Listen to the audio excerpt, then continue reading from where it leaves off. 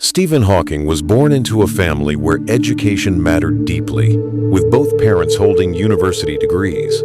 Yet his own early childhood showed no obvious signs of greatness, as he struggled with reading until around the age of 8 and performed only averagely at school.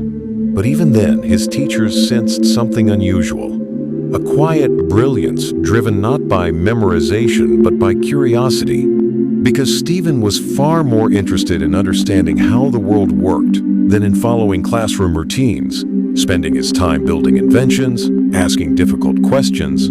and thinking about the universe rather than chasing grades, earning the nickname Einstein from classmates long before anyone knew how accurate it would become. At just 17, he entered Oxford University to study physics and chemistry,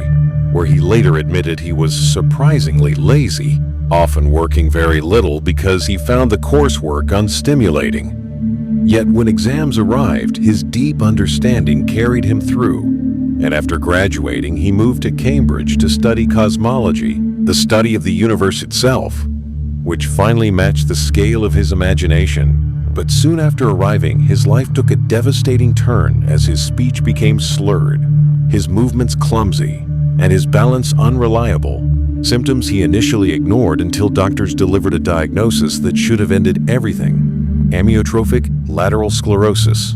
ALS, a progressive and incurable disease that slowly shuts down the muscles while leaving the mind intact. And at only 21 years old, he was told he likely had just 2 years to live,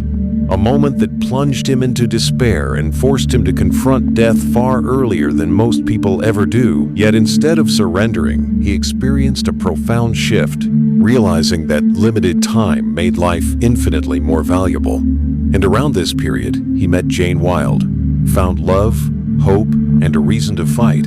choosing not to waste his remaining days but to dedicate himself completely to his work, his family, and his purpose.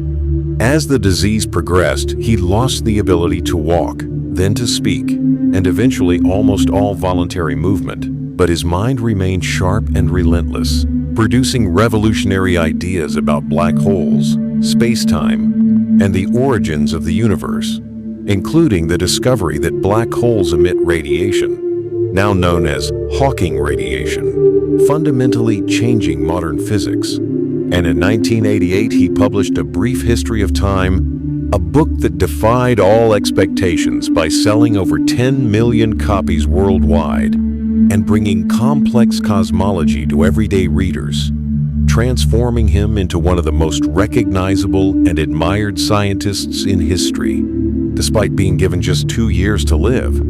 Stephen Hawking survived more than 55 years after his diagnosis, married, raised 3 children, traveled the world, inspired millions, and refused to live in anger or self-pity, famously saying that it was a waste of time to be angry about his disability and that one must simply get on with life, a philosophy he embodied until his peaceful death in 2018 at the age of 76, leaving behind not only scientific breakthroughs but timeless wisdom, urging people to look up at the stars rather than down at their feet, to work because it gives life meaning, to remain curious, to find love and hold on to it, and to remember that however difficult life may seem, there is always something you can do and succeed at, because while there is life, there is hope. And Stephen Hawking's story ultimately proves that the human spirit is not limited by the body, that destiny is shaped by perseverance, not circumstances, and that if a man who could barely move or speak could change humanity's understanding of the universe, then the real question is not what obstacles stand in your way, but what you will choose to do with the time you have been given.